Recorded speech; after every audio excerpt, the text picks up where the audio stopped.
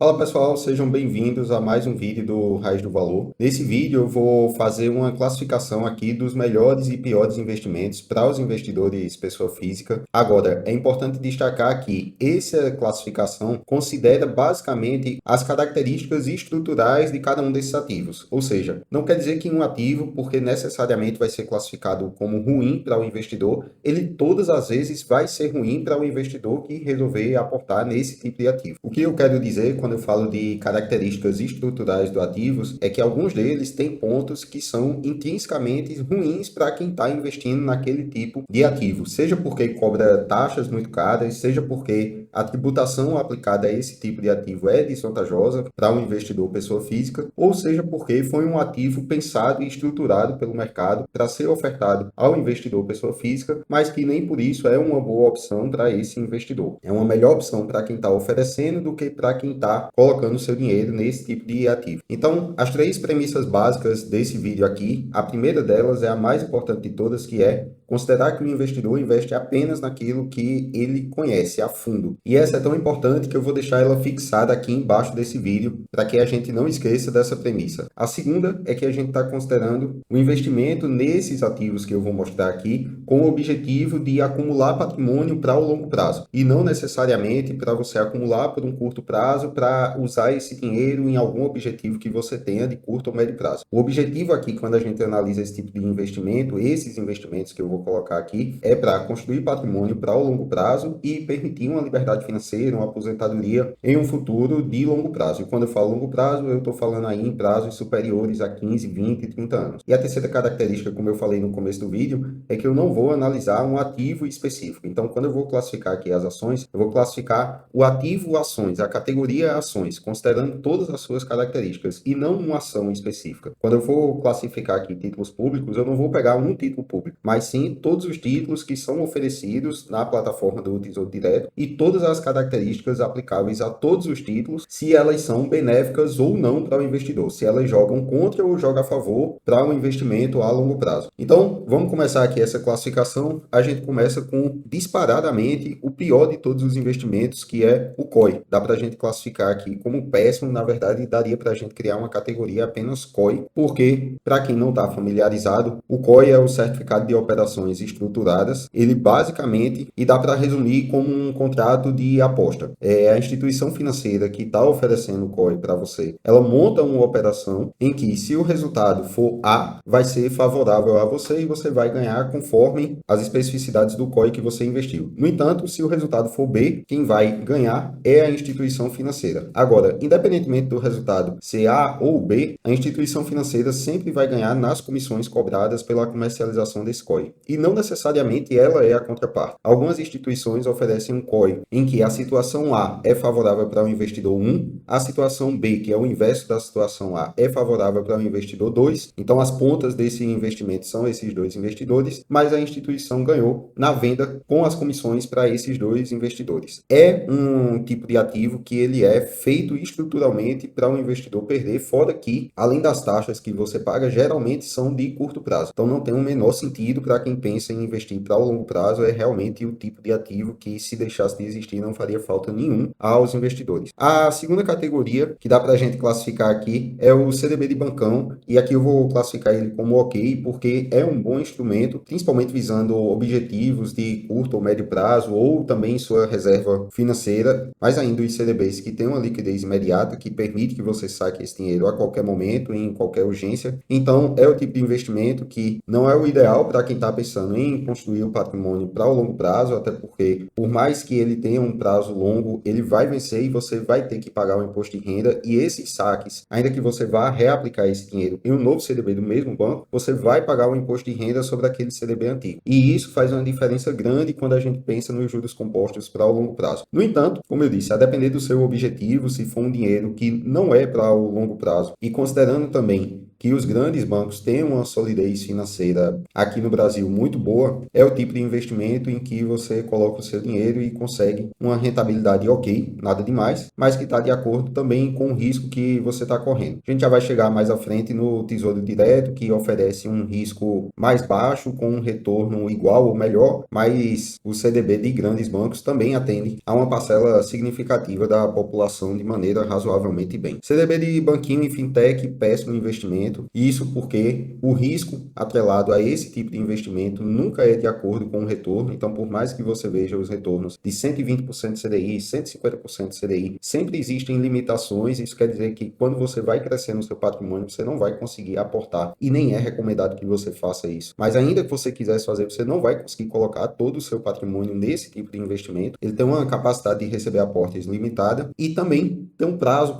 jogando contra o investidor, porque periodicamente você vai ter que sacar, pagar o imposto de renda e procurar um novo aporte, um novo investimento, onde você com novas taxas em provavelmente uma outra instituição financeira. Então você vai estar sempre rodando, girando e com o risco do reinvestimento desse tipo de ativo. Mas a principal característica é realmente o risco que esse tipo de investimento tem. Não é porque a maioria deles tem a cobertura do FGC que você pode se sentir seguro e tranquilo. E a gente viu casos recentes aí que foram bem negativos e estressantes para quem estava investindo. LCI e LCA é o tipo de investimento que dá para classificar como ok. A melhor característica, na minha opinião, desse tipo de investimento é o baixo custo no giro dele. Então, você tem, geralmente, taxas que são mais atrativas do que os CDBs, quando você considera a diferença de tributação, já que LCI e LCA são isentos. No entanto, você tem, novamente, o risco do reinvestimento. Então, esses investimentos, eles têm prazo, e geralmente os que mais têm prazo são de 5 anos. E aí, só relembrando, como são lançados por instituições financeiras, elas lançam de acordo com as previsões que são favoráveis para ela. Então, vamos dar um exemplo. Hoje, a Selic está na casa dos 14% ao ano. Se o mercado tem a expectativa de que a Selic vai para 12% ao ano, nos próximos 2 anos, por exemplo, as instituições financeiras vão lançar LCI e LCA com um vencimento de 2 anos na uma taxa de 13% ao ano ou de 12,5% ao ano. Quando você vê a taxa equivalente mensal, continua sendo um retorno atrativo, superior a 1% ao mês, só que durante boa parte desse tempo, desse investimento, você vai estar ganhando menos do que a Selic está oferecendo. E aí, quando a Selic fica abaixo do que a LCI e a LCA está pagando, isso no caso pré-fixado, que é o exemplo que eu estou dando agora, já vai estar muito perto do vencimento. E aí você vai ter que procurar novamente novos investimentos, vai ter esse risco, né, do reinvestimento, e que novamente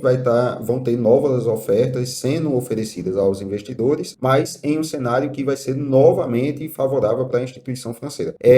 Em alguns casos, esses investimentos são positivos para os investidores, eles conseguem um resultado para superar a inflação, CDI, algum tipo de indexador, só que isso são exceções. Geralmente é mais vantajoso para a instituição financeira. Geralmente esses cenários em que o investidor consegue um lucro maior é quando a instituição financeira erra na previsão ou quando tem alguma mudança macroeconômica muito significativa e por isso aquela previsão no momento em que a LCI e a LCA foi lançada, ela é alterada e aí o investidor que investiu lá atrás vai conseguir um retorno melhor do que o esperado. Lógico, isso considerando as LCI e LCAs pré-fixadas, as pós-fixadas são outros cenários, mas também atendem a essa regra básica de que se está sendo ofertado por uma instituição financeira, é porque, na média, é mais vantajoso para ela do que para você que está investindo. Poupança é o tipo de investimento que dá para classificar como ruim apenas pela rentabilidade que oferece, porque você consegue ter a um risco equivalente retornos melhores e com uma liquidez praticamente igual. A poupança tem algumas características à parte, como a não penhorabilidade, salvo engano, até 40 salários mínimos, só que também tem uma série de requisitos que você tem que atender para que isso aconteça. Eu confesso que eu não sou o melhor entendedor desse tipo de situação, mas olhando especificamente o risco e o retorno que a poupança oferece, sem contar que a poupança tem a sua rentabilidade atrelada à data aniversário, ou seja, cada aporte que você faz tem a data aniversário no mês seguinte, e se você sacar faltando 1 ou 2 dias para chegar nessa data aniversário, você perde a rentabilidade de todo aquele mês. Isso principalmente para quem movimenta bastante a poupança. Tem um impacto aí a longo prazo que é significativo. Agora, não dá para classificar como péssimo também, porque geralmente a gente vê as instituições financeiras persuadindo seus investidores ali, que são pessoas que, de um modo geral, têm uma idade mais avançada e um patrimônio mais relevante, para tirar o seu investimento da poupança e colocar em investimentos como COIs ou CDB de banquinho, esse tipo de coisa. Ou seja, é sair da categoria categoria ruim para o péssimo, o que, claro, não é vantajoso. CRI, CRI, CRA e debêntures. Dá para a gente classificar todos como péssimo, não por conta, novamente, como eu falei no começo do vídeo, não por conta do ativo em si. É claro que você garimpando vai encontrar alguns ativos bons que oferecem um retorno adequado, mas a questão aqui é que quando você investe individualmente em CRI, CRA ou individualmente na debenture e não através de um fundo que tem uma cesta ali de CRIs e CRAs ou de debentures, primeiro você está atrelando o seu risco a uma única empresa. Segundo, o retorno que esse risco está oferecendo, ele já é pré-fixado no momento da contratação. E na maioria das vezes, assim como nos exemplos da LCI e LCA, é mais vantajoso para quem está oferecendo do que para quem está investindo. E terceiro, porque geralmente quando essas ofertas vêm chegar na mão do investidor pessoa física, já passou pelas ofertas institucionais. Então, as melhores taxas, as melhores garantias e os primeiros investimentos já foram feitos. E aí a sobra de tudo isso é o que chega para um investidor pessoa física. Até porque, para chegar no investidor pessoa física, existem regras adicionais. Então, as instituições preferem focar em investidores institucionais do que chegar lá na ponta no varejo final. Fundo de renda fixa, crédito privado e fundo de renda fixa de títulos públicos. Ambos dá para a gente classificar na categoria péssimo, porque na maioria das vezes possuem taxas de administração que são pesadas e desvantajosas para um investidor pessoa física, considerando o retorno que ele pode ter, e em todas as vezes por conta do come cotas. Come cotas é algo que destrói a sua carteira a longo prazo, destrói a rentabilidade da sua carteira voltada para o longo prazo e tem um impacto muito significativo quando a gente pensa na construção de patrimônio. Então, se a gente escuta tanto falar que o ideal é que você gire o mínimo do seu patrimônio para pagar menos taxa, para pagar menos imposto de renda, quando você realiza o lucro de investimentos que está sujeito ao imposto de renda, aqui você não precisa girar, basta você manter o investimento nesse tipo de ativo que semestralmente você já vai antecipar ali um imposto de renda, fora as taxas que são cobradas. Então são ativos que estruturalmente são bem negativos para quem está investindo. Outro ativo que dá para a gente classificar aqui na categoria ruim é o renda fixa de bancão pré-fixado ou IPCA+.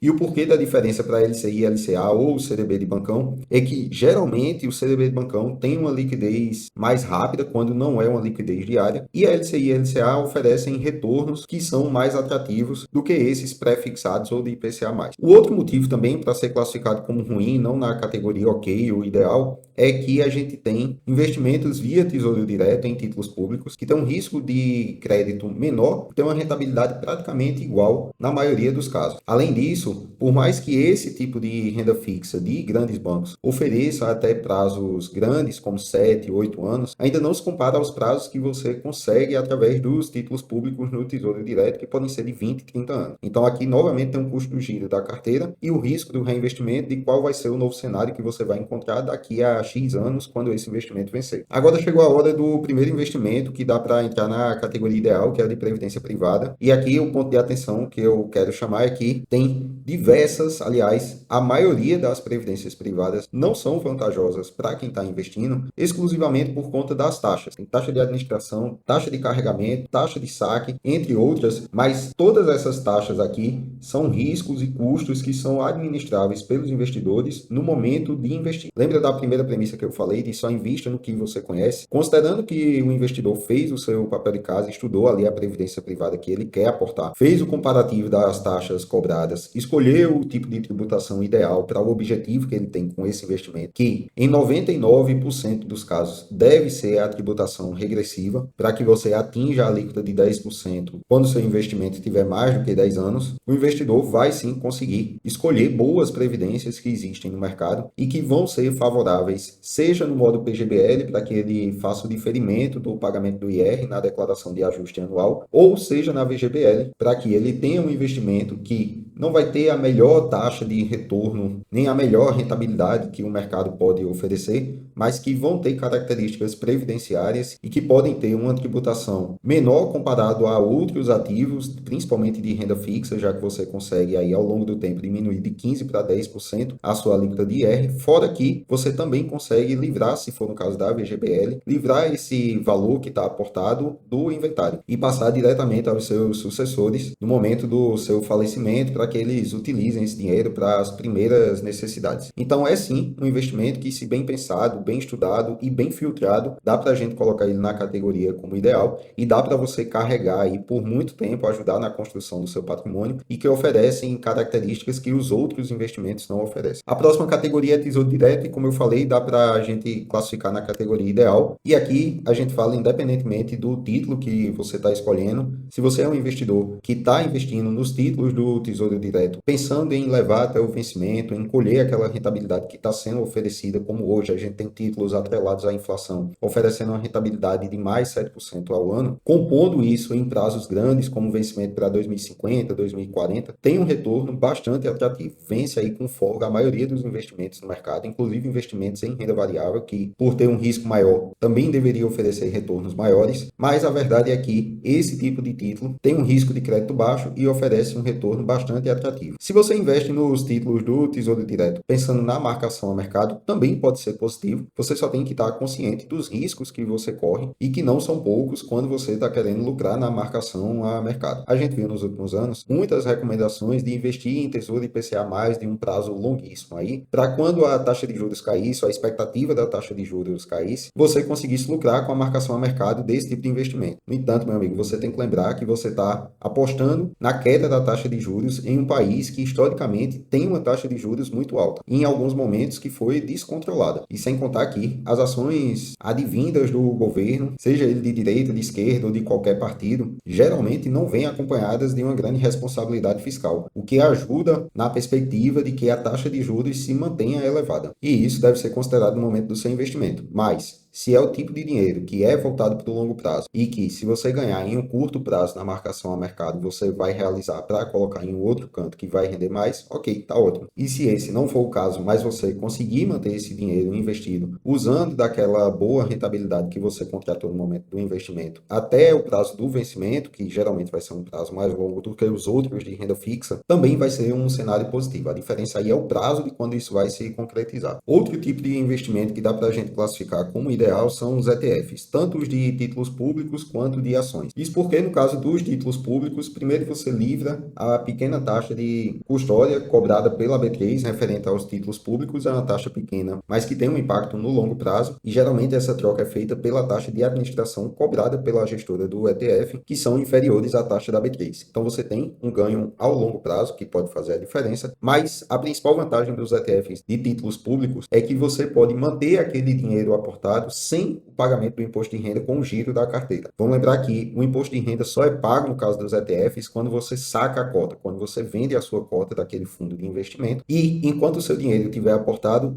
o gestor do fundo pode comprar e vender os títulos e ir reorganizando a carteira de investimentos do fundo sem que você tenha que pagar nenhum imposto por isso. É claro que aqui a gente também tem o risco da gestão desse fundo, mas é o tipo de investimento que estruturalmente ele é positivo, dado ao seu baixo custo e ausência de impostos até que o investidor de fato venda a sua cota e realize o lucro do investimento. A mesma coisa dá para a gente dizer dos ETFs de ações, só que nesse caso aqui é para quem não quer fazer o stock picking e investir tempo analisando ação por ação, buscando um retorno que seja maior do que o do mercado. Aqui você consegue expor uma parte da sua carteira à renda variável com um risco já diversificado de uma cesta de ativos. Hoje em dia a gente tem ETF de todas as classes e categorias de ações, então é o tipo de investimento que joga sim a favor do investidor no longo prazo. Os fundos de investimento imobiliário dá para a gente classificar como ok, seria um tipo de ativo que daria para entrar na categoria de ideal, porque oferecem investimentos de longo prazo ao investidor com um baixo custo, um fluxo de caixa previsível e mensal, ou seja, é muito positivo para quem está pensando em se aposentar. No entanto, esse tipo de ativo, ele ainda é recente aqui no Brasil, a gente tem menos de 20 anos de fundos imobiliários, ao menos da forma como a gente vê hoje, que é disponibilizado para o investidor de varejo, mas o principal risco dele é o da gestão. A gente já viu aí nesse curto espaço de tempo de 10, 12 anos, diversos fundos imobiliários apresentando problema de gestão, problema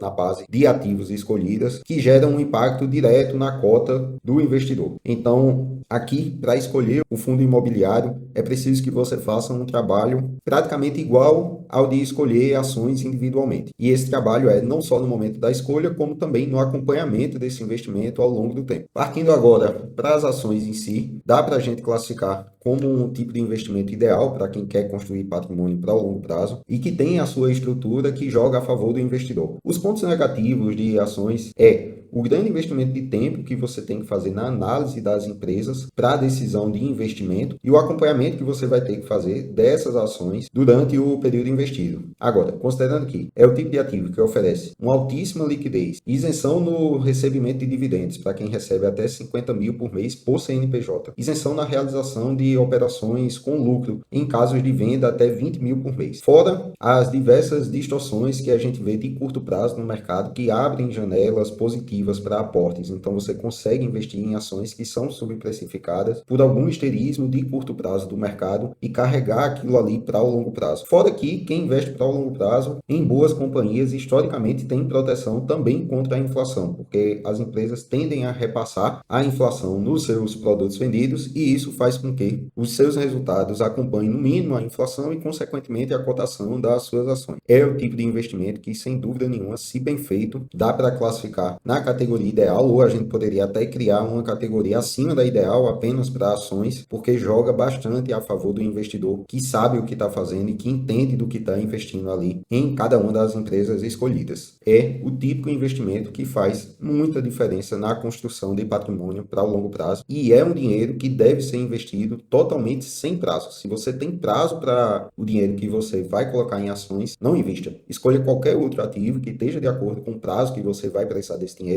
mas o investimento em ações ele é exclusivamente sem prazo. E por fim, eu deixei aqui os fundos de investimento em ações, que eu vou colocar aqui como ok, e só não está na categoria ideal, porque a gente tem muito fundo de investimento em ação que cobram altas taxas de administração e tem uma pulverização muito grande. Ou seja, se for para pagar a taxa alta e ter uma pulverização grande da sua carteira, que vai render ali mais ou menos a média do mercado, é melhor você investir diretamente em um ETF, que vai ter menos custo e vai seguir aquele indexador que você escolheu ali no momento do investimento. No entanto, esse é o tipo de investimento que dá facilmente para vir para a categoria ideal. É o tipo de investimento que mesmo pagando taxa de administração, taxa de performance, se bem escolhido, se bem feito, principalmente naqueles momentos em que ninguém fala de ações, em que o fundo de uma gestora já consolidada está sofrendo ali por algum tipo de situação temporária, se você escolher esses bons momentos para fazer o investimento nesses fundos de bons gestores, que tem bons analistas, que tem um histórico de um risco-retorno positivo ali para o investidor do fundo, pode ser sim bastante positivo na construção do seu patrimônio para